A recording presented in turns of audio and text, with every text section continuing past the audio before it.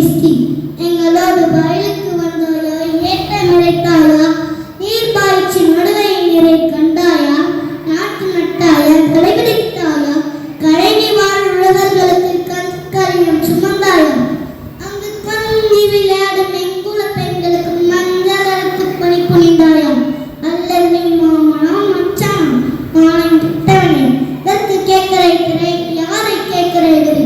போர் எடுத்து நெருக்க வைக்கும் நேரை நாட்டு மரங்கள் கூட்டம் பரங்கேரியின் உடலில் போர் எடுத்து தலைகளை நெருக்கதிர்களாய் குவித்து விடும் ஜாக்கிரதை. காட்சி 2.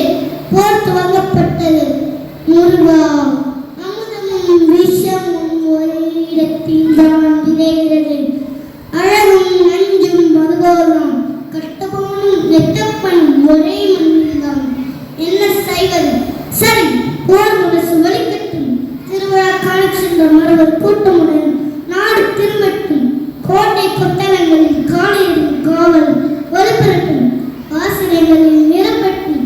நீங்கள் எடுத்த தோழிகளில் நாடி வருகிறார். பறிப்பட்டால் பார்த்து விடுவோம். போர் போர். வீரவே வெற்றிவே. காட்சி 3. போருக்கு போகும் முன் பலே புருஷனை அனுப்பும் பாணி பரணி பாடக்கூடியது. தென் சொட்ட தமிழ் பேசும் திருவிளக்கே, உன் பிழையை காட்டு. நான் வேல் எடுத்து போக வேண்டாமா? உன் வளைந்த காது வாள் எடுத்து போ போ என்று போதிக்கும் போது நீ பெருமூச்சு விடு. அதை நான் எரிமூச்சியாக்கி எதிரிகளை பொசுக்கி விடுகிறேன். காட்சி 4. கட்டபொம்மன் தூக்கிலிடும் முன் அன்று போரிலே உயிர் சிந்திய வீர மக்களோடு நானும் மடிந்திருக்க வேண்டும். கோட்டை விட்டு வெளியேறி எனக்கு இந்த எழுச்சா ஒரு நல்ல பரிசு.